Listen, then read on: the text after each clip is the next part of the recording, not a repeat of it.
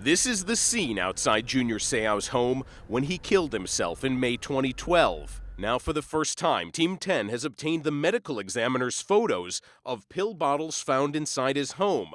The toxicology report found zolpidem in Seau's blood, that is commonly known as Ambien.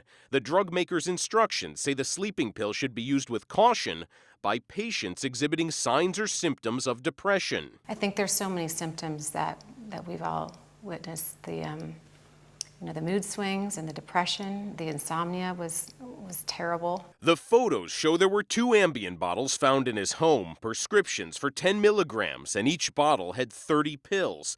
One vial was empty, the other was missing pills. The second vial was prescribed 15 days before Seau's suicide. 19 pills were missing in 15 days.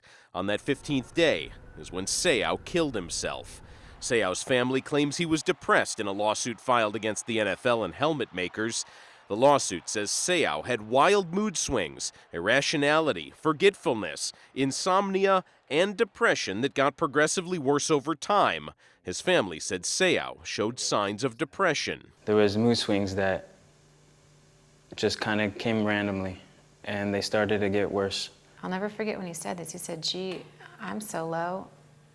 It's so dark right now, I can't even pick up my surfboard and get in the water." The family donated Seau's brain to the National Institutes of Health. NIH research showed definite signs of chronic traumatic encephalopathy, or CTE. It is the result of violent head trauma. Numerous medical experts say CTE leads to depression. In a case then, such as Junior Seau, who is suffering from a variety of problems manifested by confusion, depression, you don't prescribe a drug like Ambien. Dr. Cyril Wecht is nationally recognized as an expert in forensic pathology. You may also be placing that patient at greater risk for doing something to himself, such as committing suicide. 2 years before his suicide, Seau drove his car off a cliff. At the time, Seau said he simply fell asleep.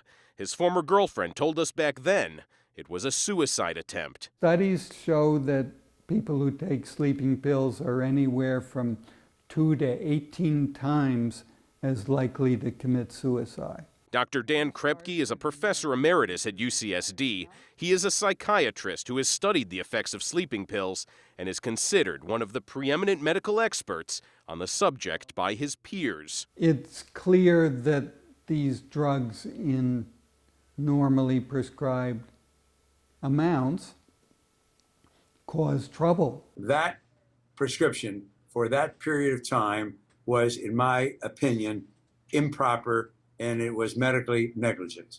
The doctor on this label, former Chargers doctor David Seau, prescribed the Ambien to Seau years after Seau left the team. Seau started with the Chargers in 1995. Seau left the team in 2002. Multiple sources refused to be interviewed on camera, but told Team 10 they saw Seau and Seau partying at San Diego bars in the years after Seau left the Chargers, and also after he retired in 2010. The medical examiner's report states Seau was Seau's doctor at the time of his death. Dr. Wecht said given their relationship, Seau should have known not to prescribe Ambien to Seau in that quantity for 2 months. He should have been aware of some degree of depression. Do you think Junior Seau's suicide has anything to do with him taking Ambien? I can't say what the causes of Mr. Seau's suicide were. I don't know. And of course, he's not my patient. Who commits suicide? People who are depressed, right? Then you don't have to be a physician to understand that you may be pushing such a patient toward suicide. Dr. Seau commented through a statement from his attorney, Robert Frank. Frank quoted the medical examiner report, which said Seau had no thoughts of suicide or any confirmed attempts. Frank also said Seau's use of Ambien did not contribute to the suicide.